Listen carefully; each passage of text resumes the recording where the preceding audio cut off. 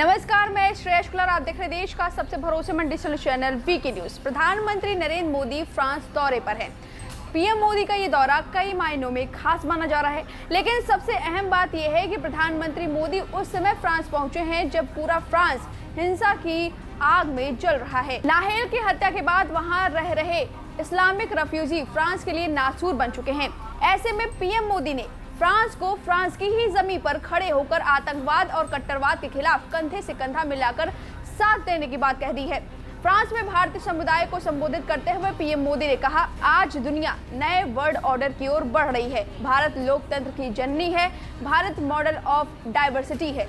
आतंकवाद कट्टरवाद पर भारत का प्रयास सार्थक रहा है। हर चुनौती से निपटने में दुनिया के लिए भारत का प्रयास मददगार हो रहा है। भारत का इतिहास और भारत का अनुभव विश्व कल्याण के लिए भारत के प्रयासों का दायरा बहुत बड़ा है। आतंकवाद कट्टरवाद का जो दर्द आज फ्रांस महसूस कर रहा है, भारत भी उससे काफी हद तक प्रभावित है। रोहिंग्या पाकिस्तान उसके सबसे बड़े उदाहरण है। ऐसे में पीएम मोदी दुनिया के तमाम देशों को आतंकवाद और कट्टरवाद के खिलाफ लड़ने के लिए एकजुट करने में लगे हुए हैं।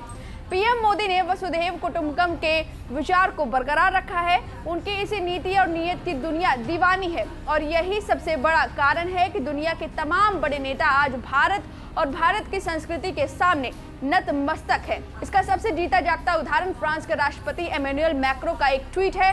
इस ट्वीट में उन्होंने भारत और फ्रांस की मजबूत होती साझेदारी की तारीफ की है, लेकिन इस ट्वीट की सबसे खास बात यह है कि ये ट्वीट हिंदी में किया गया है। इमैनुअल मैक्रों ने अपने ट्वीट में लिखा, भारत और फ्रांस 25 साल की रणनीति, साझेदारी तथा विश्वास और दोस्ती के सदैव मजबूत बंधन का जश्न मना रहे हैं। प्रिय नरेंद्र मोदी, पेरिस में हार्दिक स्वागत है।